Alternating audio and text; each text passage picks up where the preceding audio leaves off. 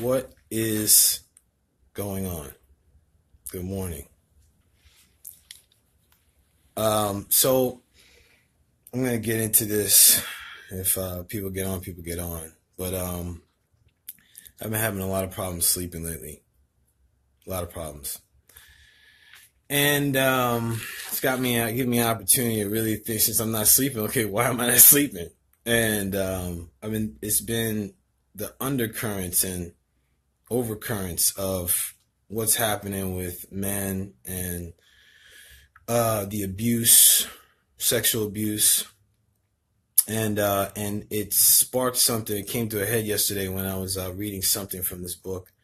Men are from Mars, women are from Venus. It was a suggestion from my friend MKP brother D to the moment, and I bless that man. And I'm just coming from a location in the makings of New Orleans Laboratory. So I don't know if you can see, but I'm making this so I could help train and recondition men and people from how we've been built. And TRX is sandbag stuff. And one of the things that got me when I was looking at, I was just thinking about everything with the cycle of abuse and how men are conditioned and how we've been conditioned for hundreds and hundreds of years, like just through society.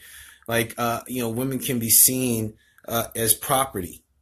I mean, think about, I was reading an article the other day on the genesis of monogamy, and it was talking about how when women were assigned to men, or it was like, if I could marry a daughter, or a man can marry a daughter off for a good cow and a really strong goat. And it really was like, wow, it made me realize, I was like, damn, man, like this is something like all of a sudden, it's like, if I'm married or if I'm in a relationship, then wow, this is like, oh, women were seen as property. It's very similar to how black people were seen as property. So I could treat it however I choose to. Some would treat it fairly and some wouldn't.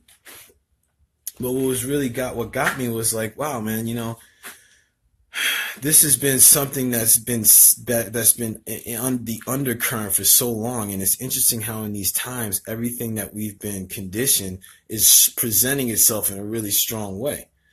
And I'm fascinated, and listen, I'm not trying to get on my soapbox and be like, oh man, like what these men are doing is wrong. It is wrong, but I can't also go on and act like I haven't done that.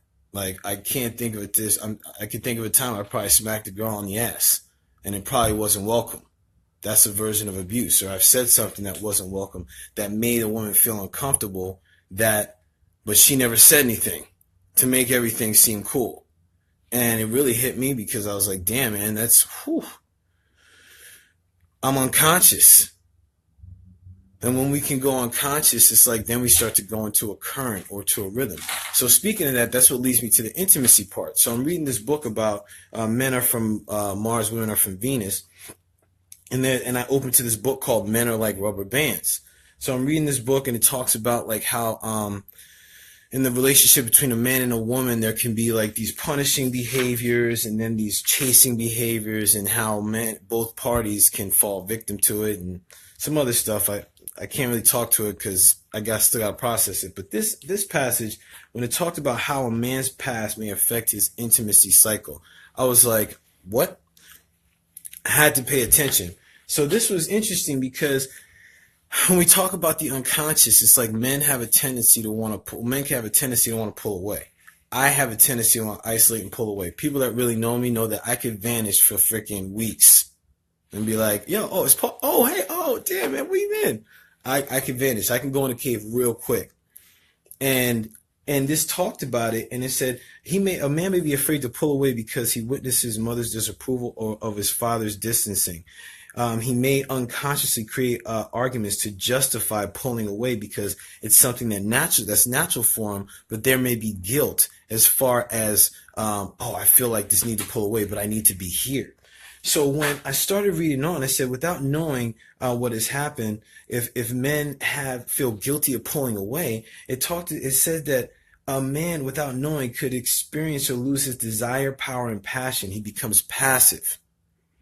And when I think about that, when we start to stifle something, eventually it's going to bottle up, which in turn can result in things like violence. It's like that Cartman triangle I talked about a while ago: victim, perpetrator, rescuer. So as it goes on, it talks about he may think that he doesn't. He may think he doesn't like being alone because deep inside he is afraid of losing love. Me, I will find a way to push away in a relationship quick when it comes to intimacy. To me see.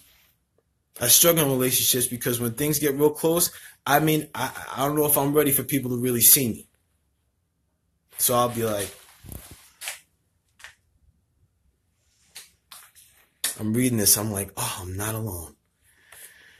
Inhale, exhale. And then it talked about that sensitive man that wants to have that time develops a feminine side at the stake of losing the masculine side. But then it also talked about the macho man that can't come back or that isn't afraid of pulling away and doesn't open up when he comes back. See, that's the thing it talked about. It's like, listen, for men, there's this push-pull. Like sometimes we may need to pull away and then we can come back. But the thing is, where there's a loop that we never really learned is how do we communicate and open up when we come back?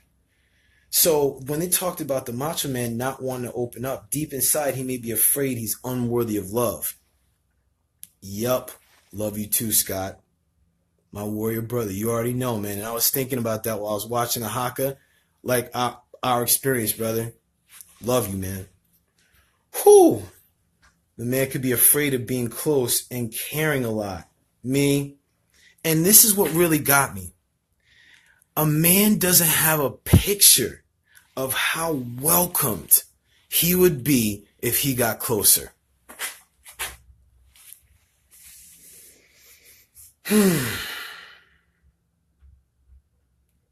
A man does not have a picture of how welcomed he would be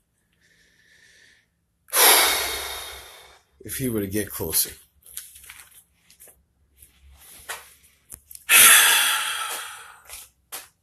Listen, we can't, when we look at these things that are happening, all we can do is these are results, man. Like this is something that's within me. It's a reconditioning. Stuff that keeps me up at night, but I'm sharing this as a way for both men and women to start to gain an understanding of why certain actions, not to justify, but start to get to a root, like more to an unconscious level as to what's happening. Man, I'm here for you, man. Like, I'm here for you. This is being built for us. T, I see you, brother, and I know I got a call, but this is being built for us here. Like, there's another way. There's a picture we can create of what it would be like to open up and be cared for and be welcomed. So we can pull away and then we can come back in support of whoever we love and be open and communicate what's happening for us. So we don't have to bottle that shit up anymore. So happy Friday to you all. And Kuan Yin, Karuna, compassion for us all. Happy Friday.